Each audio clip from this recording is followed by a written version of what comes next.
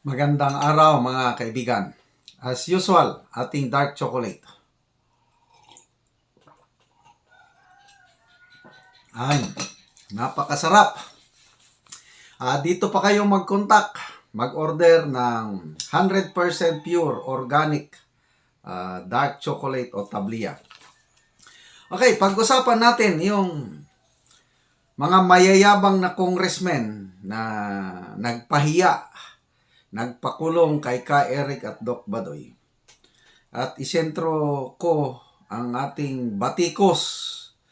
Dito, napag-alaman ko, dati palang artista, itong si Congressman Dan Fernandez. May vlog ako kahapon, ang title ko na Congressman mas mayabang pa kay Akop. Kasi ang sentro ng batikos ng mga vloggers at netizens, si Congressman Akop man lang. Kaya may nabasa akong comment na, bakit si Akop lang? Walang nagbabatikos kay Fernandez, mas mayabang pa. Tinawag nga siyang yung comment na nabasa ko, idiot ignoramos. O bakit galit yung netizen na yon na nag-comment? Idiot ignoramos ang tawag niya kay Ka Eric. Ito pa lang si Congressman Dan Fernandez sa hearing, sinabi niya na alanganin siya sa rehabilitation ni Ka Eric, yung sinseridad ni Ka Eric, alanganin siya. Anytime daw, babaliktad si Ka Eric at mamumundok ulit. Kaya doon, galit yung nag-comment na yan. Ako, nung nalaman ko yun, dahil honestly, hindi ko napanood personally si Congressman Dan Fernandez na nagsabi ng gano'n. Medyo uminit ang tenga ko. Kaya ang tanong ko sa aking vlog kahapon is, ano ba ang background? Ano ba ang experience ni Congressman Dan Fernandez? Paano niya masabi na hindi tunay yung rehabilitation o pagbabalik loob ni Ka Eric? Ang tanong ko kahapon, may experience ba si Dan Fernandez sa paghawak sa mga NPA rebel returnees? Tinignan ko yung background niya, wala. Artista pala. Dating artista, kaya alam nyo naman, hindi ko naman minamaliit ang mga artista. Kaya lang, when it comes to security matters, when it comes to yung pag-handle sa mga ganitong nagbabalik loob, Congressman Dan Fernandez, wala kang credibility. I'm sorry. Ayan, sa politics, pwede siguro, may credibility ka. Nanalo kang congressman . But alam ko, natalo rin gobernador ito sa Laguna . So, dyan ka lang sa forte mo, sa governance. Pagdating sa security, huwag ka nang sumausaw. Dyan ako naiinis. I-question mo ang sincerity ni Ka Eric. Who are you? May nabasa pa akong comment na which is true, yung may nag-surrender noon, Ka Hector, isang mataas na NPA commander. Ang daming tulong ni Ka Hector pagbalik niya sa gobyerno. Hindi ko na alam kung anong year yun. Parang 1990s ata, Ka Hector. Nako, itinomba siya ng mga kapwa niya NPA. So, si Ka Eric, susunod na Ka Hector yan. Basta ang patakaran sa NPA, dati kang NPA.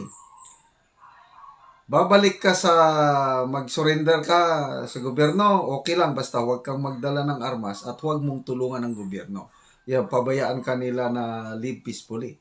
Kaya lang, once na may isinorender kang armas, patay ka. Once na tumulong ka sa gobyerno, patay ka rin. Ganun. Ang experience ko ito, being in the military service for 34 years. Merong NPA Amazona. Nag-serve siya sa NPA more than, I think, 30 years. Nag-surrender dahil hindi niya na makayanan eh. Pinasok kong sundalo. O nung sundalo na, ang dami niyang na-recruit. Yan si Kadori or si Corporal Inercita Lopez na i-vlog ko na nung una. Sinaset ko lang yung pagkadelikadong buhay nitong mga NPA na nagsusurrender.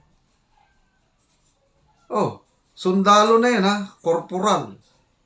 Nagpapasurrender ng mga NPA. Nako, na-timingan, nag-relax. Tinudas ng mga NPA. So, ganon kadelikado ang buhay ni Doc Badoy at ni Ka Eric. Kaya, ako, galit na galit, sambayanan, yung nakakaintindi ha, galit na galit dito sa ginawa sa Kongreso na pagpakulong sa dalawang bayani na ito. Kaya, wag nating kalimutan yung mga congressman na yan, lalo na itong si Congressman Acop at Congressman Dan Fernandez.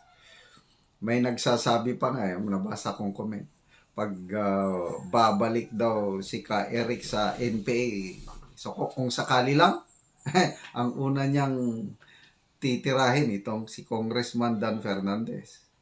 Plano daw ni Congressman Dan Fernandez tatakbo ulit na gobernador sa Laguna.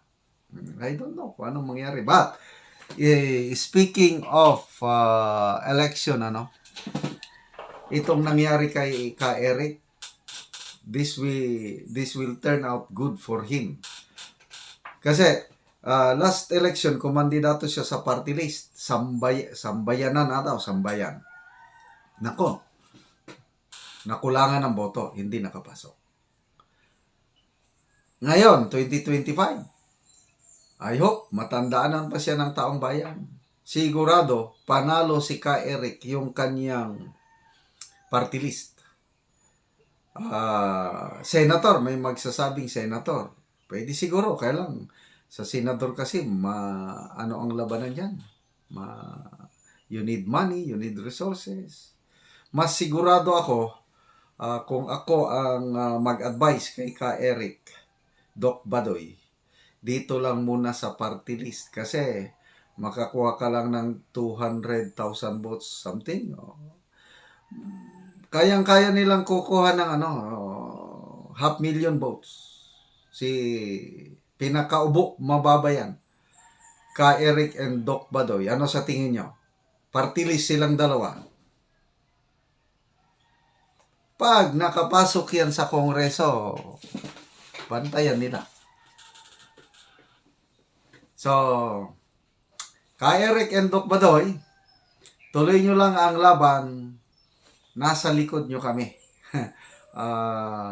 Hindi kayo makakalimutan ng taong bayan. And I don't know, dito kay Congressman Acop, ang dami ng dismayado. Ang dami kong nababasang comments. Pati taga-Antipolo, dismayado na kay Congressman Acop.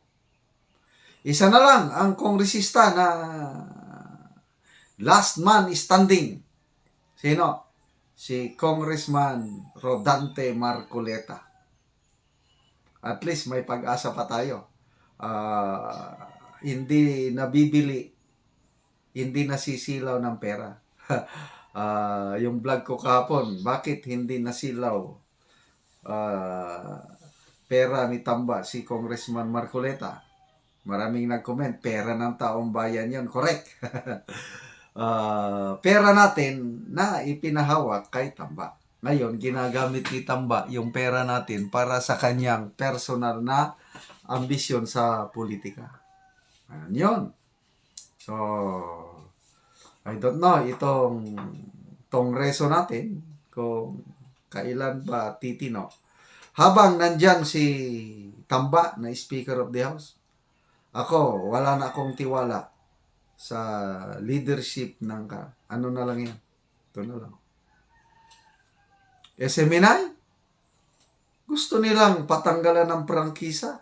Yan na lang nag-iisang media network, TV station na sumusuporta sa gobyerno laban sa CPP, NPND, tapos tatanggalan pa nila ng prangkisa. Tingnan natin. Baka another manifesto na naman ng mga PME graduates pag isusulong nila yan. At baka yan na yung bitsa ng people power trip pag tuluyan nilang tanggalan ng prangkisa ang SMNI.